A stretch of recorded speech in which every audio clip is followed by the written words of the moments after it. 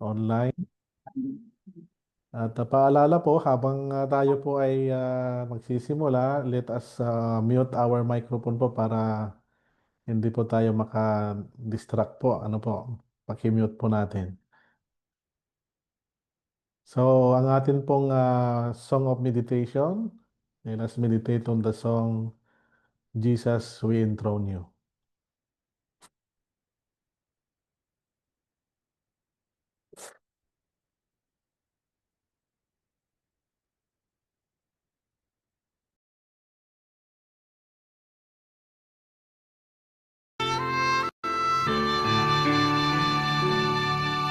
Jesus, we enthrone you. We proclaim you our King. Standing here in the midst of us, we raise you up with our praise. And as we worship, build a throne. And as we worship, build a throne. And as we worship, build a throne. Come, Lord Jesus, and take your place.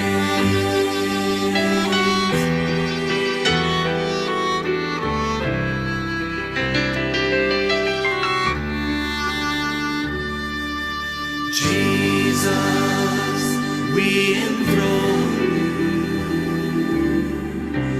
We proclaim you our King. Standing here in the midst of us, we raise you up with our praise. And as we worship, build a throne. And as we worship, build a throne. And as we worship, build a throne. Come, Lord Jesus, and take your place.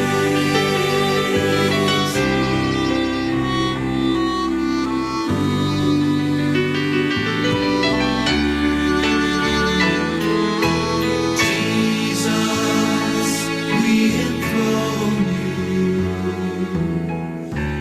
We proclaim you our King.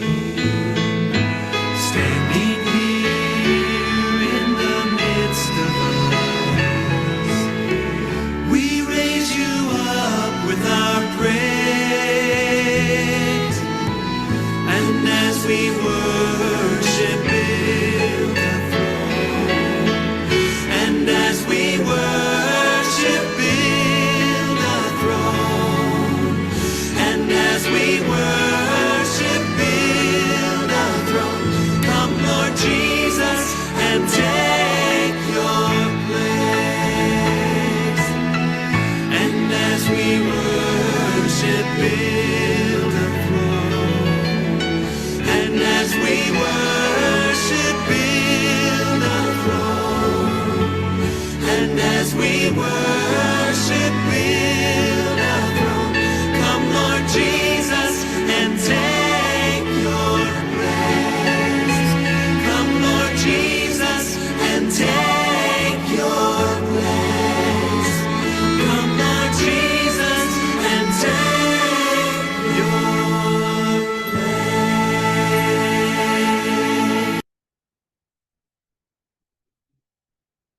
In Psalm 118, verse 24, it says, "This is the day that the Lord has made.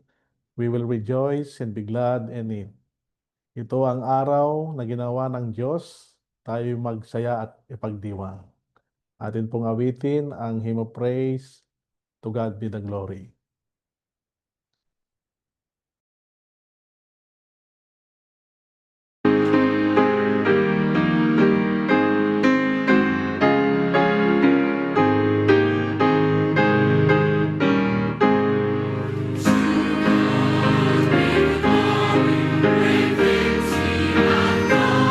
So loved he the world that he gave us his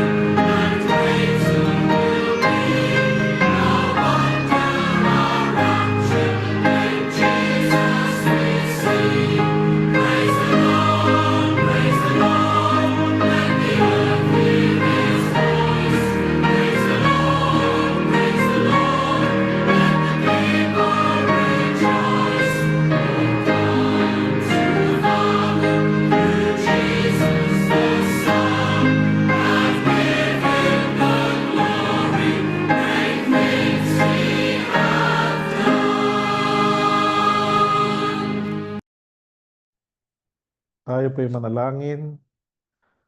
Panginoon, maraming salamat po Diyos sa araw na ito at sa gabing ito, Panginoon, na kami po ay iyong tinipon, Panginoon, online.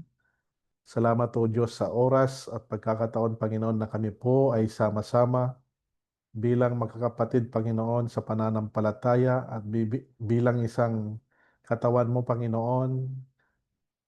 Nagkakaisa kami, Panginoon, upang ikaw ay sambahin at papurihan, Panginoon. At higit sa lahat, ang pasalamatan ka, O Diyos, dahil sa iyong kabutihan, dahil sa iyong katapatan, Panginoon, sa buhay ng bawat isa sa amin at sa buhay ng iyong iglesia dito sa Israel. Dalangin po namin, Panginoon, na sa amin pong pagdiriwang na ito at pagsambang ito, kami po, O Diyos, ay pangunahan mo sa pamagitan ng iyong banal na Espiritu Santo, Panginoon, na magbibigay sa amin ng pangunawa sa iyong mga salita na amin pong tatanggapin ngayong gabi. Ano din po, O Diyos, ikaw po ang manguna at mangusap sa iyong lingkod, Panginoon, na gagamitin na siyang magbabahagi sa amin ng tinapay ng buhay. Sa pangalan ni Jesus na aming tagapagligtas, ito ang aming dalangin. Amen. Amen. Tunghayan po natin ngayon ang pagkabasa po ng scripture ng salita ng Diyos, ng ating teksto. Babasahin ko ang bahagi ng banal na kasulatan na ating pagbubulay-bulayan ngayong gabi mula po sa Jeremias chapter 29 verse 11, New International Version. Ganito po ang mababasa po natin. For I know the plans I have for you, declares the Lord, plan to prosper you and not to harm you, plans to give you hope and a future. Mula po sa Magandang Balita Biblia, sapagkat batid kong lubos ang mga plano ko para sa inyo, mga planong hindi ninyo ikakasama, kundi para sa inyong ikabubuti. Ito'y mga planong magdudulot sa inyo ng kinabukasang punong-puno ng pag-asa. Tayong lahat ay napagpala sa ating pakikinig sa pagkabasa ng kanyang banal na salita.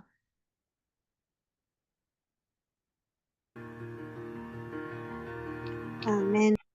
Thy word is a lamp unto my feet and a light unto my path.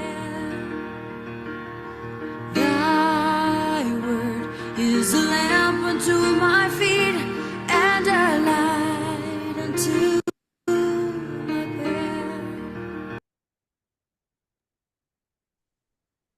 Tayo po ay mapalad ngayong gabi, mga kapatid, sa panahon ng atin pong DS, kasama natin ngayong gabi.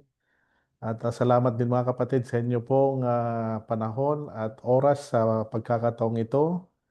At binabati ko kayo ng advance happy church anniversary sa ating lahat. At ihanda po natin ang ating mga puso't isipan sa atin pong pagtanggap ng mensahe ng buhay mula sa ating minamahal na DS, ang ama ng ating distrito, Reverend Rosario Jr.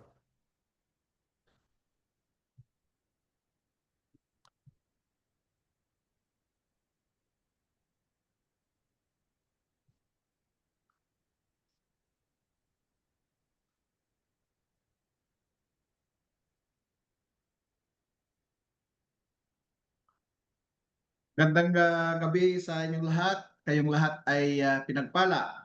And congratulations on your anniversary.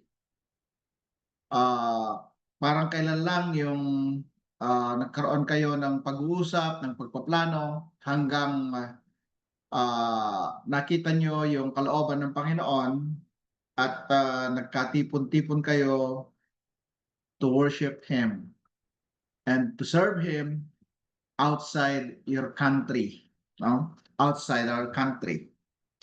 Ang tema natin ngayong gabi ay anchored in hope. Anchored in hope. Sa mundo na ating kinagagalawan ay punong-puno ng takot, punong-puno ng pagdududa, punong-puno ng mga kaguluhan. Sa inyo, diyan sa Israel, literal na mayroong giyera. Dito sa Pilipinas ay mayroon ding giyera. Giyera diyan sa inyo na mayroong bala, mayroong bomba, mayroong putok, mayroong mga buhay na nawawala. Giyera dito sa Pilipinas, giyera kontra korupsyon. Mula sa mga bagay na ito na nangyayari, napakarami nating nararamdaman na hindi maganda. Marami tayong mga tanong. Ang mga tanong natin ay, where do we find hope? Saan tayo makakahanap ng pag-asa? Kapag dumadaan po sa aking wall yung mga ipinopost nila about doon sa mga korupsyon, mga kapatid, nakakaramdam ako ng matinding frustration. Nakakaramdam ako ng, sabi ko, kailan titigil ito? And kahapon lang yata or this morning ay nasunog ang main office ng DPWH. No? Nasunog ang main office ng DPWH where maaaring tingnan natin na nandito yung mga ebidensya para ituro yung mga involved, no? But nasunog. Where do we find faith? Nakakakita ba tayo or hope? Nakakakita ba tayo, mga kapatid, ng pag-asa mula doon sa mga circumstances na nararanasan po natin? Sa ating relationship with one another. Sa mundo na ating kinagagalawan, punong-puno ng kasakiman, punong-puno ng mga bagay na napakahirap intindihin dahil ang tao ay laging nakafocus sa kanyang sarili. Wala siyang nakikita. Hindi niya nakikita yung mga nasa right side, nasa left side, nasa behind niya. Kundi ang kanyang nakikita ay yung kanya lamang sarili. Itong mga bagay na ito ay nakakapagbigay sa atin ng kahirapan, ng damdamin at ng kaisipan. But behind po dito, mayroon pa rin naman tayong tinatawag na mga achievements. May mga panahon sa ating mga buhay, sa mga business na mayroon po tayo, sa mga buhay na mayroon po tayo ay mayroon po tayong achievements. Nakakamit natin yung mga gusto natin sa buhay, nagagawa natin, no? Yung mga goal natin ay napagtatagumpayan natin, nagtatagumpay po tayo. But ang tanong, can these achievements bring joy or bring inner joy? Sometimes, or most of the time, they can also let us down. Itong mga achievements na ito. Na matatagpuan natin, na makikita po natin, mararanasan at ma-evaluate po natin na, itong achievement ko na ito ay hindi pala eternal yung joy na kanyang ibinibigay. Bakit? Because darating yung panahon, you desired another thing. Darating yung panahon, nagkakaroon po tayo ng kaisipan na nawawala yung satisfaction and contentment po natin doon sa mga achievements ito. Then, joy, inner joy is failure. Na hindi natin ito totoong nararamdaman yung totoong joy na ibinibigay ng ating Panginoon. Ito'y sa mundo na ating kinagagalawan. Pero sa atin bilang mananampalataya, mayroon po tayong mga pag-asa beyond our earthly circumstances, beyond our earthly achievements. Mayroong pag-asa. No? Mayroong pag-asa na nagdedirekta po sa atin doon sa pag-asa na nakaangkla sa ating Panginoong Hesus. Dahil mayroon tayong pag-asa na nakaangkla sa ating Panginoong Hesus. Dahil mayroon tayong pag-asa na nakaangkla sa Diyos. Na kahit mayroon tayong mga bagay na naranasan na ayaw nating maranasan sana, ngunit alam natin na ito'y pinapahintulot ng Diyos. Mahirap intindihin. Mahirap unawain. At mahirap sabihin, oh, I have joy in the Lord. Kapag nandun tayo sa kalagitnaan ng mga circumstances na ito. But kung susubukan po nating balikan, ang teksto po natin ngayon, and only one of the promises of God about hope sa ating bilang mananampalataya. Isa lang ito sa napakaraming mga pangako na ipinangako ng Diyos sa atin mula nung tayo nagtiwala sa Kanya. For I know the plans I have for you, declares the Lord. Unang-una, plan to prosper you and not to harm you, plans to give you hope and a future. But ang tanong, how to understand God's plan in our lives? Paano natin maintindihan? How can we grasp fully the plan of God in our lives? How to understand God's plan in our lives? Kung nandun po tayo sa mga difficulty, sa mga hamon ng buhay na kinakaharap po natin. Kung nandun po tayo sa kalagitnaan ng mga hamon na halos lubog na po tayo at hindi makalabas, ulo na lang ang nakalabas, minsan pati mata nakalubog na. No? Paano natin mararamdaman o paano natin maintindihan ito? At sa panahong ito ay napakarami nating tanong. No? During difficult challenges in our lives, napakaraming whys. Bakit, Lord? Bakit sa akin? Kung i-focus po natin o ibalik po natin o tingnan po natin yung ating paligid, mga kapatid, bakit hindi na lang sila? Bakit ako pa?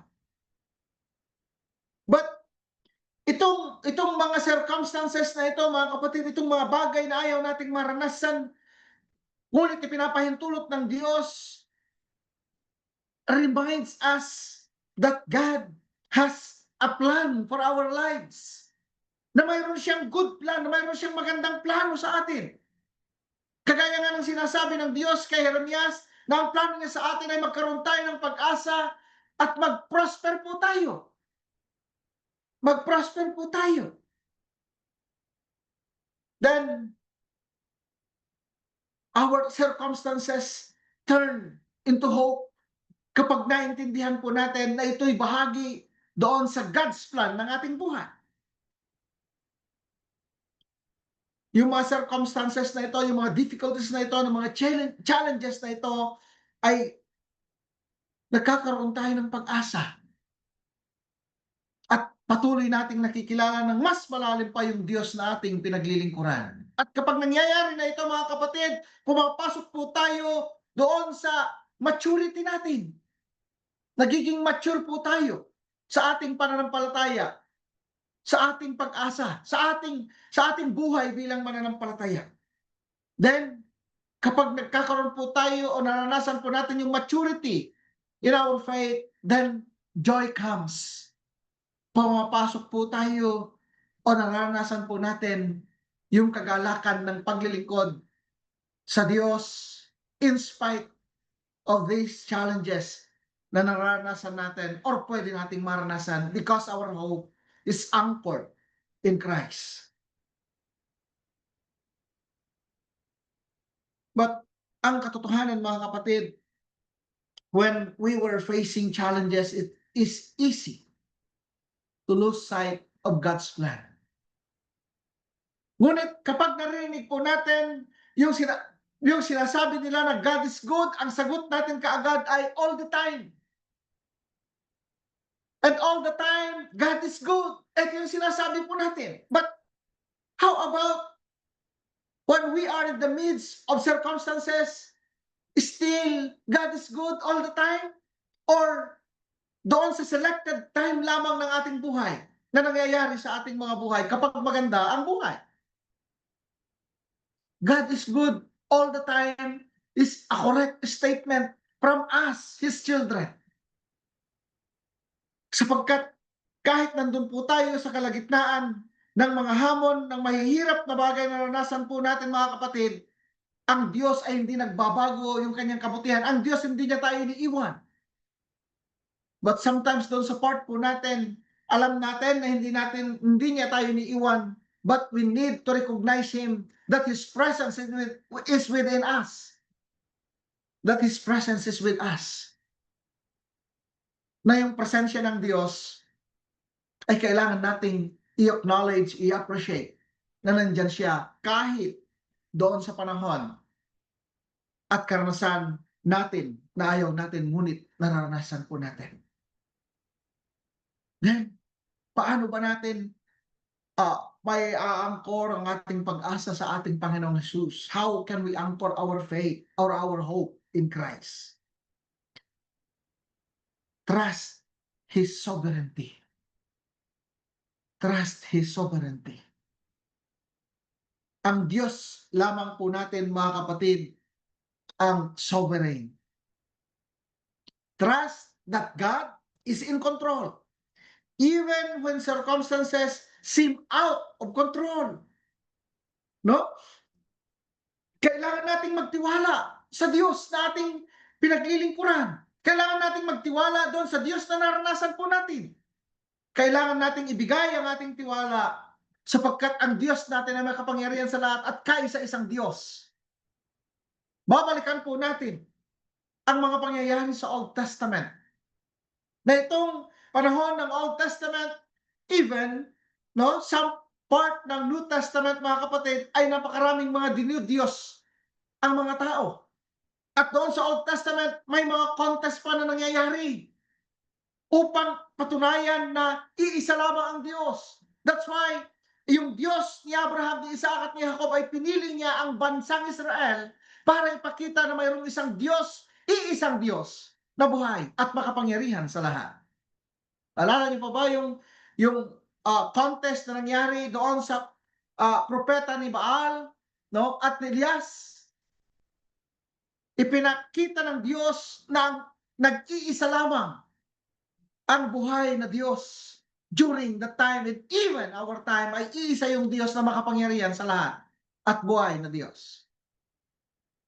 Noong panahon nila Shadrach, Meshach at Abednego, sila ay inilagay sa hornong apoy sapagkat ayaw nilang talikuran yung kanilang Diyos. Ayaw nilang sumunod doon sa decree ng hari.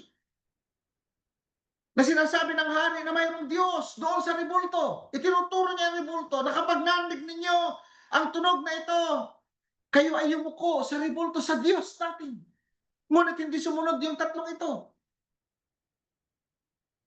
At yung kanilang pananampalataya, mga kapatid, ay dinala sila dahil doon sa kanilang pag-asa, dahil sa kanilang pananampalataya doon sa isang Diyos, dinala sila at tinulog sa horno. Ngunit doon lumitaw, mga kapatid, at doon nakita ng hari na mayroong iisang Diyos at ang totoong Diyos ay yung Diyos ni Meshach, Abednego.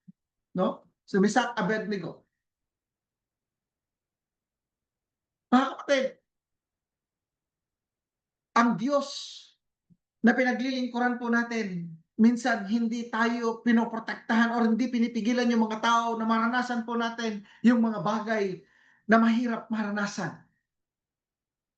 Kagaya ng tatlong magkakaibigan ito. Hinayaan ng Diyos na sila ay hulog sa horno. No? Kagaya ni Daniel, hinayaan ng Diyos na siya ay hulog sa lion's den. Ngunit doon sa panahon ng kanilang hamon, mga kapatid, kumilos po ang Diyos. Kahit na gutom yung mga tigre, yung mga leon, kung saan nihulog si Daniel, hindi siya kinain. Kahit na napakalakas ng apoy, hindi nasunog yung tatlo. Because they have a sovereign God. They have a sovereign God. So we need to trust in God's sovereignty, in His sovereignty, mga kapatid.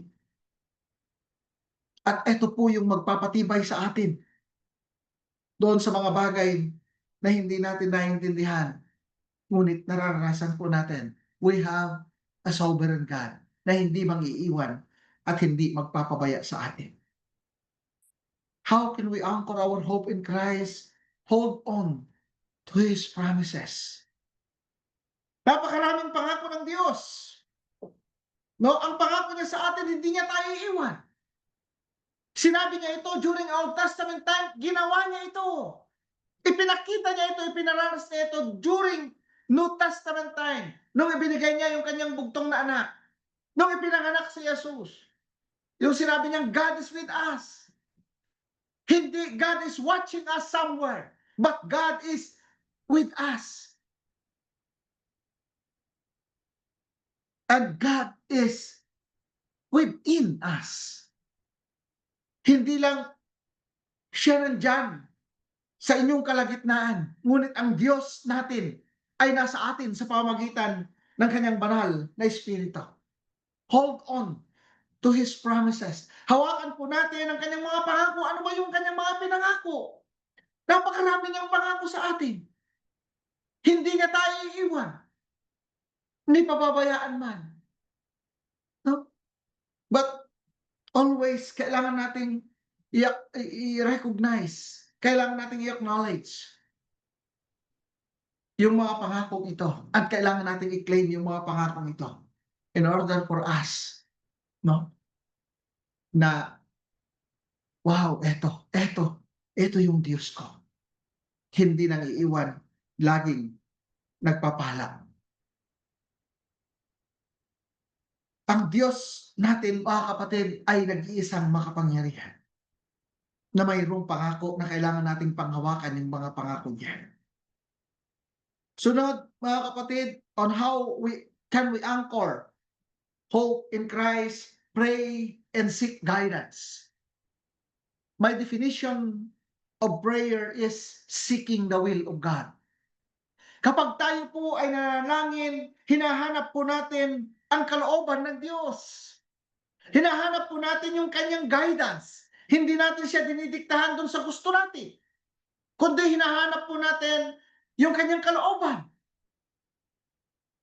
Kapag nanalangin po tayo ng mga bagay na ayon sa kalooban ng Diyos, nararanasan natin ito at sinasagot niya ito. Ipinaparanas niya sa atin ito. Dahil ito yung gusto niya sa atin. Dahil ito yung kailangan nating maranasan. Alam po natin, mga kapatid, na bahagi ng kanyang mga pangako na ida-direct niya tayo from His own path.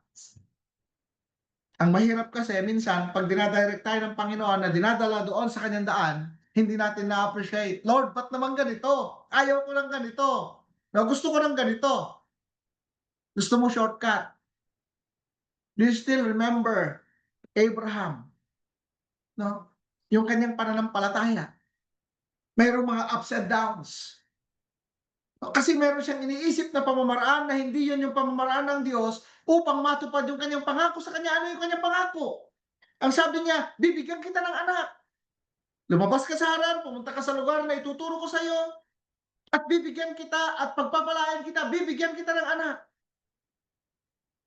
No, may tiwala at mayroong pananampalataya si Abraham sa Diyos. Kaya nga't iniwan niya ang Haran, pumunta siya sa lugar na ituturo pa lamang sa kanya ng Diyos. Ngunit, hindi ganoon kadali yung buhay pananampalataya na mayroon siya.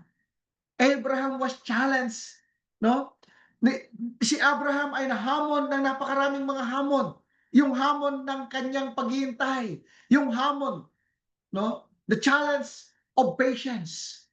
Doon sa mga promises ng Diyos sa kanya. Awan mo 10, wala naman na yung anak ko. Wala naman na. No? Siguro ito yung pamamaraan ng Diyos, ito yung gusto ng Diyos, but iba yung iniisip at gusto ng Diyos para kay Abraham. Hindi manggagaling, no, doon sa katulong ni Sarah ang kanyang magiging anak, kundi manggagaling kay Sarah. Kailangan nating matutong maghintay.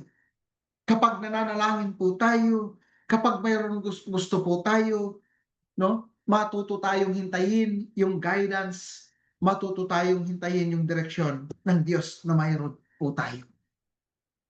Dahil naka-anchor po tayo. Ito yung naka-angkla po tayo. Unless kung tanggalin po natin yung angkla natin na nakakapit sa ating Panginoong Hesukristo.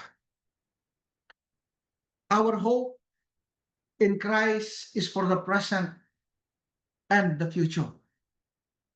Hindi lang future po yung pag-asa natin sa ating Panginoong Hesus, but even our present.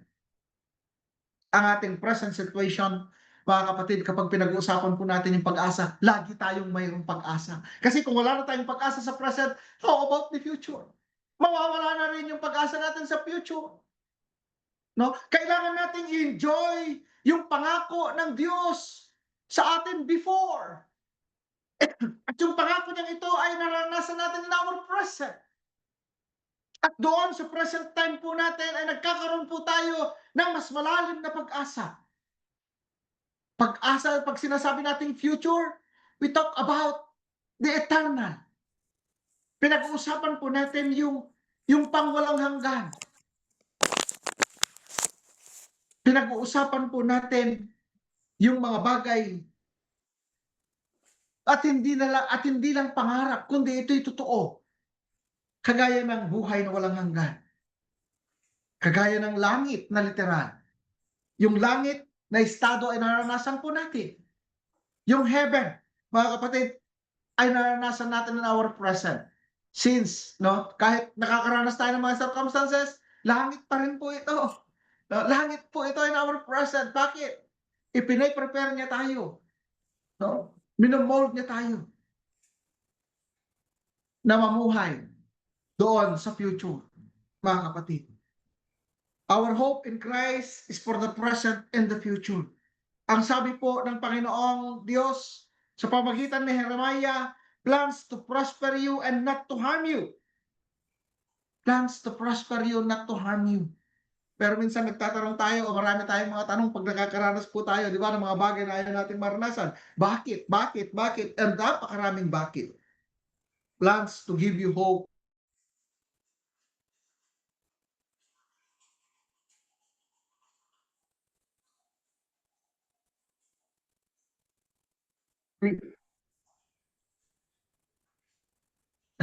Na mahina ang signal ko.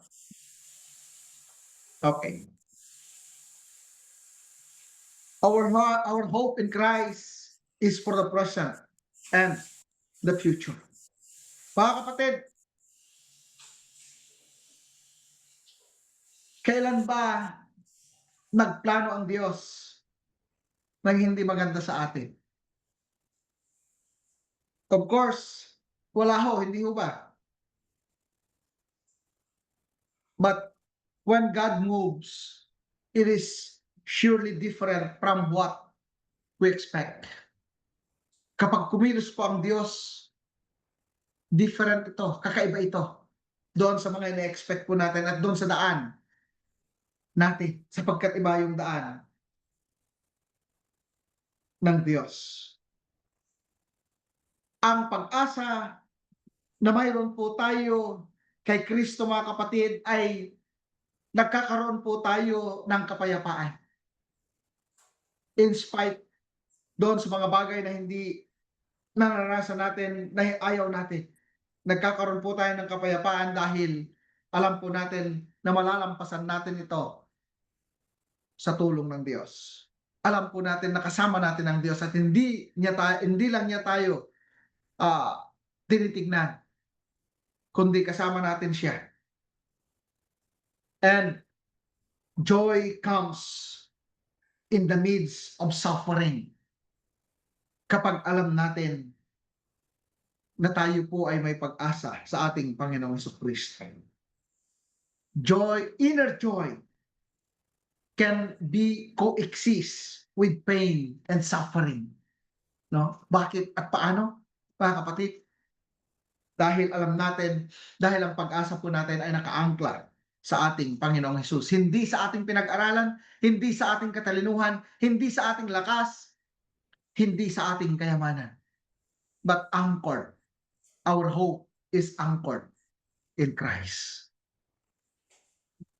Then, strength and weakness. A strength that comes from knowing that God is our rock. Hindi tayo mauuga. Hindi tayo matitina. Dahil ang pundasyon po natin ay bato. Ang pundasyon ng ating pag-asa ay ang ating Panginoong Yesus. Kailanman hindi ito matitinag at hindi ito mawawala. Sa inyong anibersaryo, mga kapatid, sa unang taon, unang araw ng inyong pagbubuo, ay hindi kayo ganyan ka-prosper, hindi kayo ganyan kadami. Ngunit sa panahon na dumaan, naranasan ninyo yung growth in number, and maybe even in finances. And even doon sa mga naranasan po natin na mga hamon, ngunit doon po kayo pinatitibay ng Panginoon. My dear brothers and sisters, as we navigate the ups and downs of life, let's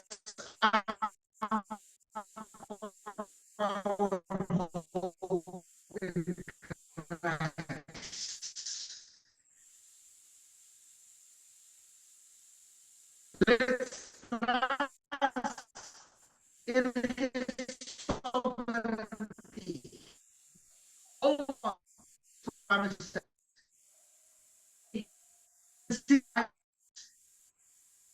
and surround ourselves with community of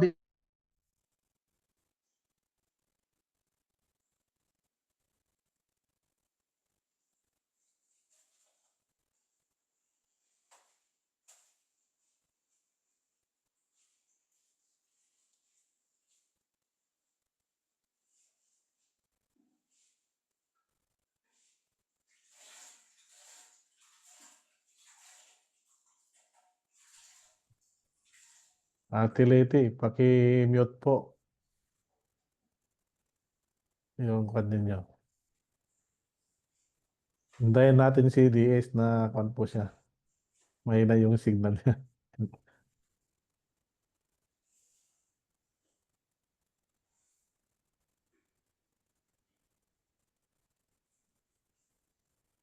Mag-mute po tayo mga kapatid, yung mga hindi nakamute. Wala si DS. Tayin po natin. Yan. Bumalik na si DS. sorry,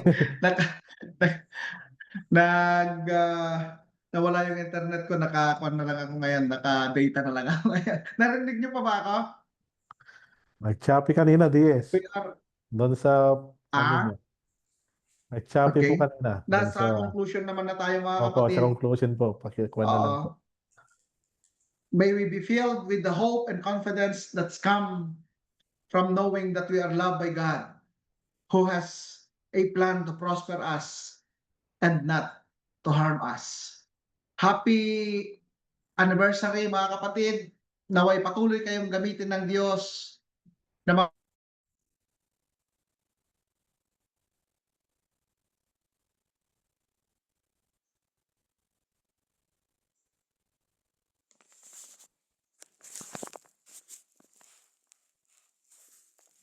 ng kanyang mga salita. Pagpalain kayo ng Diyos. Happy anniversary. God bless us all. Thank you. Salamat po, DS, sa napakahalagang mensahe ng Iglesia dito sa Israel para sa pag-celebrate ng ating anibersaryo. Salamat po sa mensahe po, sa encouragement upang kami po ay mapapatatag sa amin pong mga pananampalataya at mapalakas ang amin pong mga pag-asa sa Panginoon. Mga kapatid, let us sing our closing hymn. Let us thank you, pasalamatan ng atin ng Panginoon sa kanyang katapatan. Great is thy faithfulness.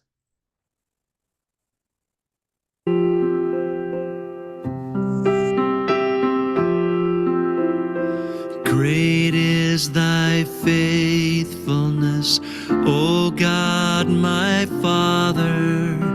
There is no shadow of turning with thee.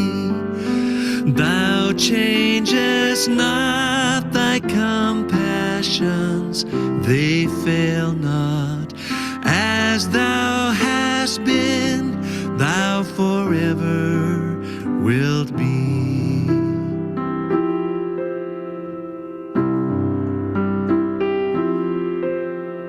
Summer and winter, springtime and harvest, sun, moon, and stars in their courses above, join with all nature in manifold witness to thy great faithfulness, mercy, and love.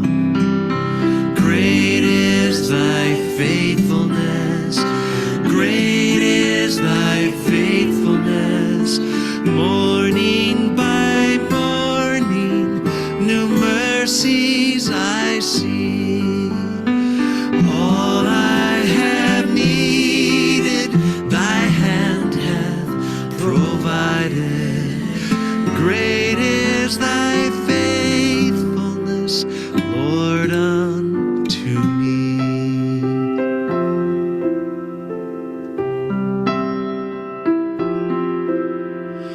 Pardon for sin and a peace that endureth, thine own dear presence to cheer and to guide, strength for today and bright hope for tomorrow.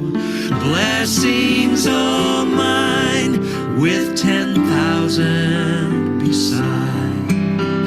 Oh, great is thy faithfulness, great is thy faithfulness.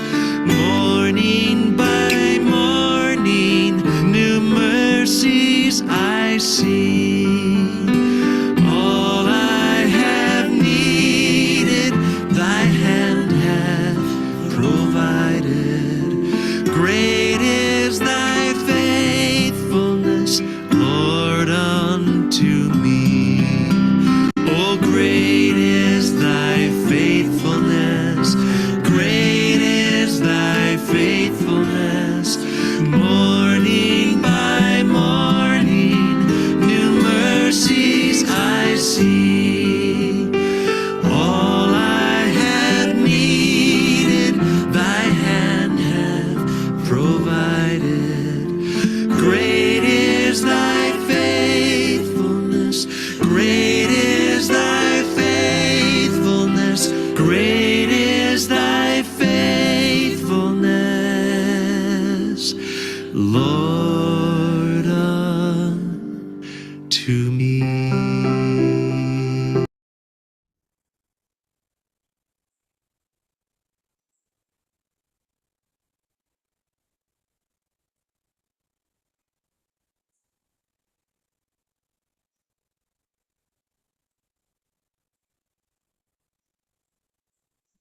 DS, pakilid po ang closing prayer and benediction po. Okay, Pastor. Tayo ay manalangin. Hindi na po ako mag-open ng video para baka isang cause ito ng paghina ng ating internet. Manalangin po tayo.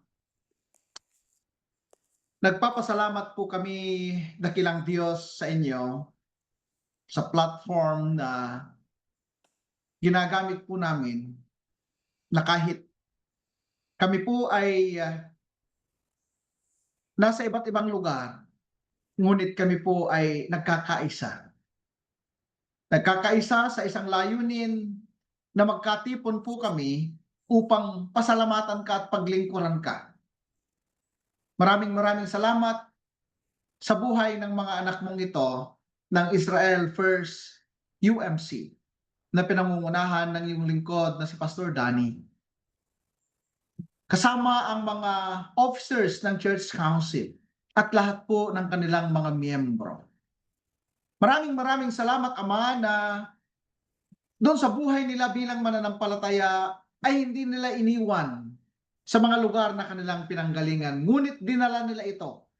Nagkaisa sila, tinipon mo sila at binigkis mo sila sa isang layunin ng paglilingkod. Dalangin ko, Diyos, na kung paano mo sila pinagpala sa mga nakarang taon ng kanilang buhay bilang isang iglesia. Patuloy mo silang pagpalain at maging pagpapala sa iba. Na makater po nila, dakilang Diyos, ang mga kaluluwa na nagugutom sa inyong mga salita. Na makater po nila, dakilang Diyos, ang mga tao dyan, especially yung mga Pilipino, and even other na lahi, dakilang Diyos, na makakasama nila sa paglilingkod sa inyo. Dakilang Ama, maraming salamat. Naway patuloy na maranasan ng mga kapatid kong ito ang iyong pag-iingat. Naway maranasan patuloy ng mga kapatid kong ito ang wisdom na nanggagaling po sa inyo. Na yung mga tanong na marami sa kanilang mga isipan ay masagot doon sa mga napakagandang mga karanasan na iyong pinapahintulot sa kanila. Ama, idinadalangin po namin maging yung pag-travel ng aming obispo, Bishop Rodel Akdal, to be your messenger on their anniversary celebration. Ingatan mo po siya from Philippines to Israel at maging sa kanyang pagbabalik, dakilang Ama. Pagpalain mo po, dakilang Diyos, ang mga ministries ng Israel First UMC. Yung mga nakabalangkas ngayon na kanilang gagawin in celebration and thanksgiving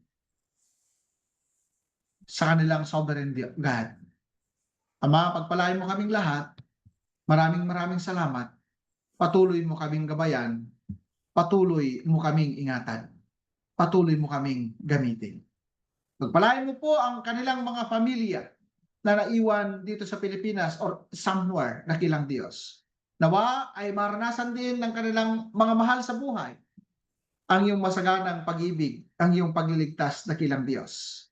Bigyan mo, dakilang Diyos, ng kasaganaan, hindi lang ng material, ang kanilang mga pamilya, kundi lalo't higit kasaganaan ng pag-asa at pananampalataya, kagaya ng mga kapatid kong ito. O Diyos, maraming salamat. Ito po ang aming panalangin sa dakilang pangalan ng aming Panginoong Hesukristo. At ngayon, purihin ang nagmamahal, Diyos ng buong sanlilikha. Purihin sa kalangitan,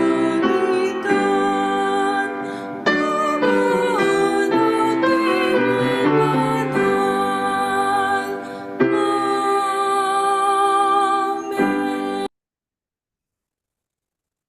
natapos na ang ating sama-samang pagsamba, ngunit magpapatuloy kayo sa inyong paglilingkod. Ang anumang biyaya na inyong tinanggap ay inyong ipamuhay at huwag din naman ninyong kalimutang ibahagi sa iba. Magmumula sa inyong mga tahanan at sa lahat ng mga taong inyong makakasalamuha sa araw-araw. Sa pangalan ng Ama, ng Anak at ng Espiritu Santo. Amen.